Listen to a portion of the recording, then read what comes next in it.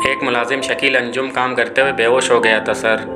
Factory के मालिक फ़राद ज़िया को इनके मैनेजर ज़कवान सिद्दीकी ने इत्तला दी। हो, कब हुआ ऐसा? फ़राद ज़िया ने परेशानी से पूछा। अब से तकरीबन 2 घंटे पहले सर। तो अब कहाँ है वो?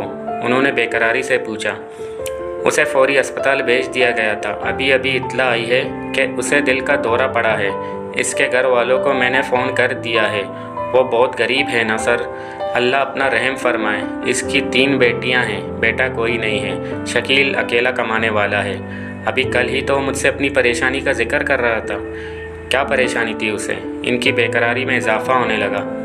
सर वो लोग किराए के मकान में रहते हैं ना। मकान मालिक अचानक मकान खाली करने का कह गया है कि उसे अशद ज़रूरत है। इधर शकील अंजुम की नज़र में कोई किराए का मकान भी नहीं। वो बहुत डर रहा है कि अगर उसने सबको घर से बाहर निकाल खड़ा किया तो वो कहाँ जाएंगे। इसका कोई करीबी रिश्तेदार भी नहीं है। शायद यही परेशानी दिल के दौरे का सबब बनी हो। मैनेजर ज़कवान सिद्दीकी इतना कहकर खामोश हो गया। तुमने मुझे पहले क्यों नहीं बताया ज़कवान? फ़राद ज़िया अफसुर्दगी से बोले। आप मसरूफ़ थे सर, मैं मुनासिब वक्त ढूंढता रहा। फिर ऐसा ना हो सका तो मैंने सोचा कल ज़िक्र कर दूंगा। आपने मेरे ज़िम्मे ये काम सौंपा हुआ है सर कि हर मुलाजिम की ज़रूरत का ख्याल रखूं, इनके हालात की खबरगिरी करता रहूं। इसमें मुझसे कोताही हुई, मैं शर्मिंदा हूं सर। खैर चलो मेरे साथ। ये कहकर वो फ़ौरन ही कुर्सी से उठकर गाड़ी की तरफ बढ़े। ज़कवान सिद्दीकी भी तेज़ तेज़ कदम बढ़ाते हुए इनके पीछे चल दिए। अस्पताल पहुंचकर वो शकील से मिले जो होश में आ चुका था। अब कैसी तबीयत है आपकी? उन्होंने पूछा। जी पहले से कुछ बेहतर महसूस कर रहा हूँ सर। आप बेफिक्र रहें, मकान का इंतज़ाम हो गया है। आज ही आप इस मकान में शिफ्ट हो रहे हैं। आपका सारा सामान वगैरह वहाँ पहुँच जाएगा और आपको भी इंशाल्लाह जल्द छुट्टी मिल जाएगी। और घर वालों की तरफ से बेफिक्र रहिएगा, इनकी हर ज़रूरत का ख्याल रखा जाएगा। मैं किस मुँह से आपका शुक्रिया अदा करूं सर? इसकी कोई ज़रूरत नहीं है, आप बस मुतमईन रहें। यह कहकर उन्होंने एक मुलाजिम को इसके पास छोड़ा और ख़ुद फैक्ट्री की तरफ रवाना हो गए। शाम तक शकील अंजुम का सारा सामान और घर वाले नए मकान में शिफ्ट हो चुके थे। यह मकान अभी कुछ दिन पहले ही उन्होंने किराए पर देने के ग़रज़ से ख़रीदा था। इसके अलावा इनके और भी कई मकान थे जो सब किराए पर चढ़े हुए थे। बहरहाल इस नए मकान में अब शकील अंजुम के घर वालों को शिफ्ट हो गए थे। फ़राद ज़िया ने 20,000 रुपये भी इन्हें भेज दिए थे ताकि ज़रूरत के वक्त काम आ जाएं, और शकील अंजुम को मुकम्मल आराम का मशवरा भी दिया था। साथ ही ये इत्मीनान भी करा दिया था कि तनख्वाह भी वक्त से पहले घर पहुंच जाएगी। इधर इनके मैनेजर ज़कवान इनकी इस बेचैनी को बहुत ज़्यादा महसूस कर रहा था। वो फ़राद ज़िया की खुदा तरसी और इंसानी हमदर्दी के जज्बे से अच्छी तरह वाकिफ़ थे, मगर शकील अंजुम के मामले में इनकी गैर मामूली दिलचस्पी इनकी समझ से बालातर थी। फैक्ट्री के मालिक बहुत नेक और सखी आदमी हैं। अल्लाह पाक इनकी ज़िंदगी खुशियों से भर दे। उन्होंने सब कुछ खुद ही कराया, मकान भी दिया और दूसरी जगह शिफ्ट होने में किसी किस्म की तंगी महसूस ना होने दी, और फिर 20,000 रुपये और बहुत सारा सामान भी घर भेजा। दुनिया अभी नेक लोगों से खाली नहीं है। शकील अंजुम की बीवी अस्पताल में शकील अंजुम से कह रही थी। शकील अंजुम कहीं दूर खलाओं में घूरते हुए बोला, तुम जानती वो कौन है? कौन है वो? वो मेरे चचा का बेटा है। मेरी चच्ची तो फ़राद अंजुम के बचपन में ही फ़ौत हो गई थी।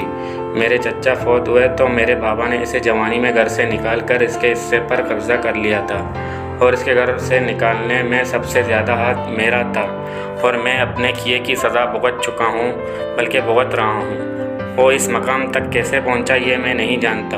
हाँ, मैं ये अच्छी तरह जानता हूँ कि ये वही मेरे चचा का लड़का है जिसे हमने मार कर घर से निकाल दिया था, और फिर कभी ये जानने की कोशिश भी नहीं की थी वो कहाँ है। शुक्र करें उन्होंने आपको पहचाना नहीं। अगर पहचान लेते तो आप इतनी अच्छी नौकरी से हाथ धो बैठते, और इतने अच्छे लोगों से भी जिन्होंने हर मौके में हमारा साथ दिया।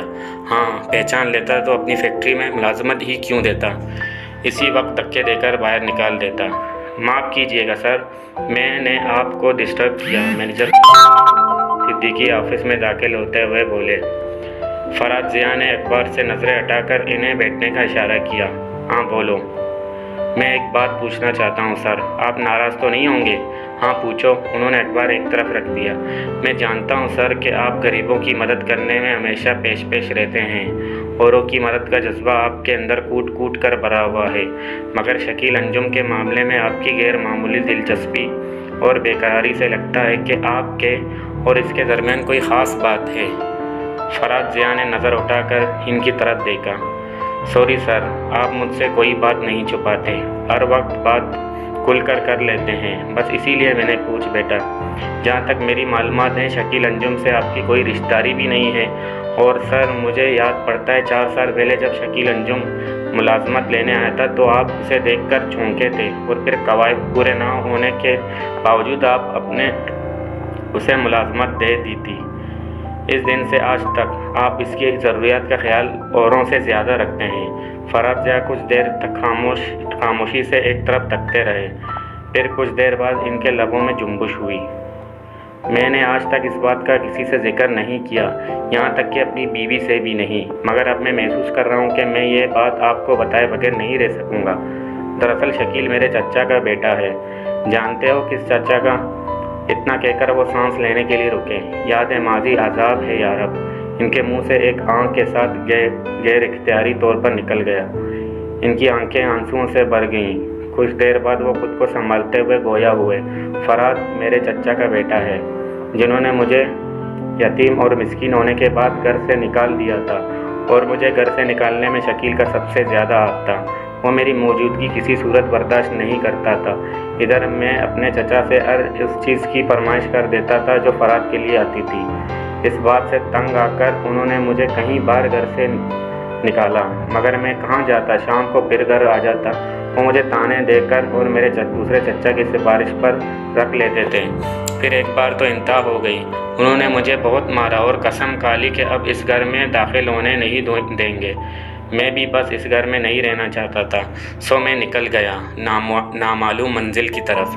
हाँ, बगोले में उड़ जाने वाले कागज़ की तरह या किसी कटी हुई पतंग की तरह जिसकी कोई मंजिल नहीं होती।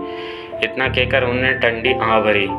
कुछ देर तक वो खामोश रहे, फिर एक सिमत नज़रें जमाए कहने लगे, कुदरत के काम बहुत अनोखे और अजीब होते हैं। हमारे नाकिस अकल इन्हें देखने से कासिर हैं। क्या यूँ कह लीजिए कि जहाँ हमारी अकल की इंतहा होती है वहाँ से कुदरत के कामों की इब्तिदा होती है। मुझे मेरे रब ने अच्छा ठिकाना भी दिया, आला तालीम भी और बेहतरीन कारोबार भी। मुख्तसरन बता देता हूँ कि आला ख़ानदान के एक नेक आदमी के हाथ लग गया था और अल्लाह की मेहरबानी से आज इस मकाम पर हूँ। इतना कहकर उन्होंने मैनेजर की तरफ देखा, जो दुनिया और माफिया से बेखबर इनकी दास्तान सुनने में महूर था। तकरीबन मुझे घर से निकालने के 5 साल बाद मेरे बड़े चचा फौत हो गए, तो इसके कुछ अरसे बाद मेरे दूसरे चचा ने शकील और उसकी वालदा को बिल्कुल इसी तरह धक्के देकर घर से निकाल दिया। वो भी मेरी तरह इनके खिलाफ कुछ ना कर सके। फिर उन्होंने बहुत बड़ी मुश्किल से किराए पर घर हासिल किया। फिर इस दिन से इनके घर में गुर्बत ने डेरे डाल दिए।